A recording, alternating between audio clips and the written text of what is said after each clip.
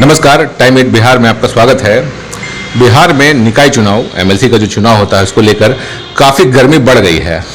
आगामी 4 अप्रैल को चुनाव होने वाला है। चुनाव की घोषणा होने के बाद जितने भी एमएलसी उम्मीदवार हैं वो अपने क्षेत्र में भ्रमण में लगे हुए हैं।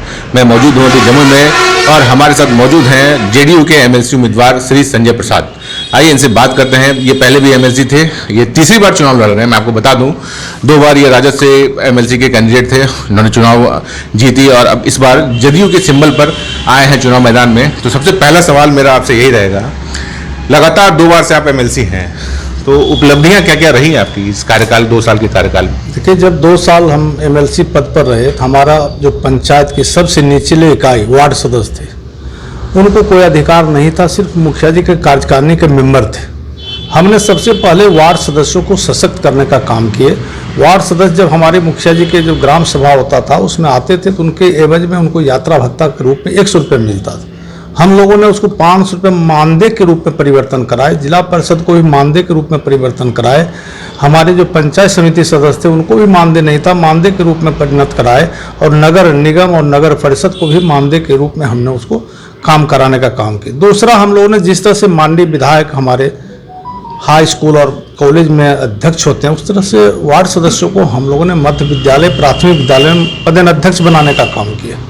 तीसरा, हम लोगों ने जो आंगनबाड़ी की बहाली होता था सेविका और सहायिका का, वो अधिकार नहीं था वार्ड सदस्यों के पास, उसको हम लोगों ने वार्ड सदस्यों को अधिकार दिए।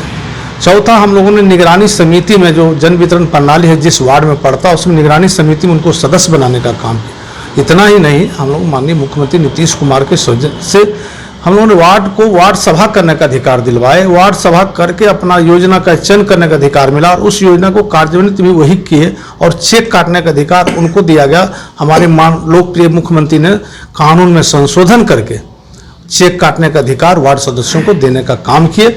और हमारे जो त्रिस्तरीय पंचायत प्रतिनिधि हैं, किसी कारण से एक्सीडेंट में मर जाते थे तो उनके आश्रितों को 1 रुपये नहीं मिलता था। हम लोगों ने पहले 4 लाख कराया, इसके बाद अभी 5 लाख रुपया हुआ है।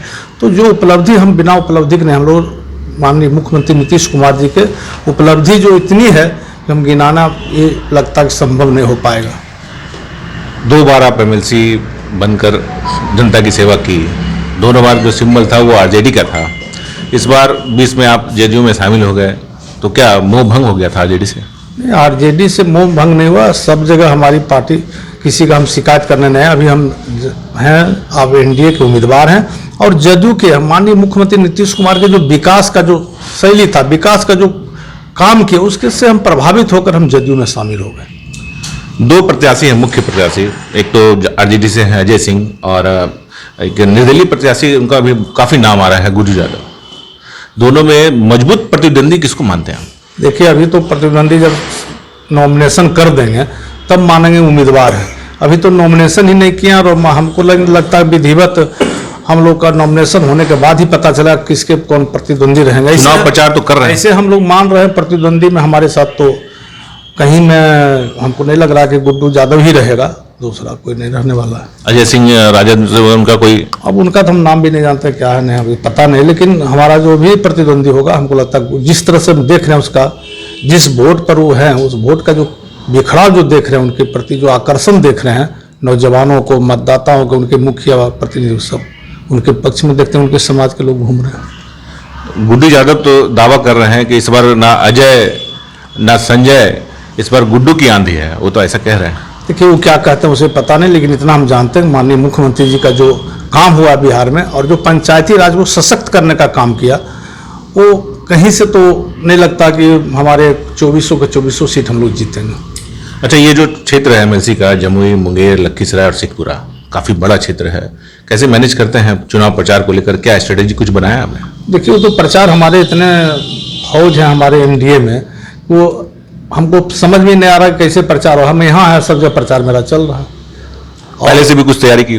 कोई तैयारी नहीं, हम अकेले तैयारी कर रहे थे और हर जगह जाके पंचायत में सम्मान समारोह चला रहे थे। हम 2015 में भी सम्मान समारोह चलाए थे और फिर हम इस बार जब चुनाव जो पंचायती राज के जो प्रतिनिधि जीत गए उनको सम्मान समारोह चलाए। वो हमारे देखा देखी तो हमारे जो 24 कलीग थे साथ में जो थे सभी लोग चलाए। अब तो हमारे देखा देखी विरोधी भी अपना सम्मान समारोह कर रहे हैं। तीसरी बार आए हैं चुनाव मैदान में, तो हमेशा कुछ ना कुछ तो मुद्दा लेकर आते हैं। इस बार कुछ नया क्या लेकर के आए हैं? नया है कि सबसे ज़्यादा वार्ड की संख्या है, वार्ड सदस्यों को, मुखिया जी को भी हम लोग बहुत अधिकार दिए। अभी तो कार्यकाल खत्म हो गया था कोरोना के चलते, लेकिन माननीय मुख्यमंत्री, लोकप्रिय मुख्यमंत्री जी ने जो तत्परता दिखाकर उनका कार्यकाल बढ़ाया गया। जब तक चुनाव नहीं होगा तब तक कार्यकाल उनका रहेगा, और दोनों सदन से पारित करके माननीय मुख्यमंत्री जी ने किया। तो हमारे मुख्यमंत्री जी संवेदनशील हैं, और जो भी वार्ड सदस्यों के लिए किया जाएगा, और काम भी उस पर हो रहा, और काम जो आएगा 7 निश्चय 2 वो भी पंचायत के द्वारा ही खर्च होगा। तो अगर अब आपकी जीत हो गई, जीतने के बाद जो 4 जिला है, 4 जिलों में तो कुछ बदलाव लाएंगे आप, तो किस स्तर का बदलाव आएगा? बदलाव हमारा जो जनप्रतिनिधि है, जो हमारा वोटर है, उसका आप इस बार देखे होंगे कि हम वार्ड मुखिया से ज़्यादा वार्ड में प्रतिद्वंदी था, और वार्ड से अभी हमारा जो सचिव का चुनाव हो रहा, अब कई जगह देखिए उसमें चुनाव हो रहा, तो किसका देन है? माननीय मुख्यमंत्री जी जो ने अधिकार दिया वार्ड सदस्यों को चेक काटने का, अलग से उनको खाता खोल के पैसा ट्रांसफर किया उनके खाते में, उनके द्वारा संचालित किया गया, इसी का देखा। और क्या था? सबका साथ सबका विकास, यही है ना, कि नीचे तक हमारा जो वार्ड मेंबर है, एक वार्ड में एक हमारे वार्ड सदस्य होते हैं, उन्होंने अपने वार्ड का विकास कर रहा उन लोगों ने। तब क्या दावा क्या है आपके? दावा क्या है? चुनाव जीतेंगे। कितने मतों से? मतों तो जनमत जितना जनता लोग देगा वोट हमारे जनप्रति पता चल जाएगा। तो हमारी टाइम 8 बिहार की तरफ के से आपको बहुत बहुत शुभकामनाएं, आप विजयी हों। तो ये थे हमारे साथ एमएलसी, पूर्व एमएलसी संजय प्रसाद, जो कि इस बार चुनावी मैदान में है जेडीयू के सिंबल से। आगामी 4 अप्रैल को जो एमएलसी का चुनाव है वो होने वाला है। कुछ ही दिनों के बाद रिजल्ट भी आ जाएगा, इस चीज़ का इंतजार करते हैं। वो जो चुनाव की जो सरगर्मी है वो तो काफ़ी तेज नज़र आ रही है लखीसराय, मुंगेर, शेखपुरा और जम्मू के साथ। तो अब देखते हैं वोटरों का रुझान किस ओर जाता है। जदयू के भी उम्मीदवार में संजय प्रसाद, आरजेडी से हैं अजय सिंह, और एक निर्दलीय प्रत्याशी हैं गुड्डू यादव। काफ़ी तीनों में ही प्रतिद्वंदिता नजर आ रही है। अब देखते हैं आखिर जीत किसकी होगी। आप देख रहे हैं टाइम 8 बिहार और मैं हूं सुमित। धन्यवाद।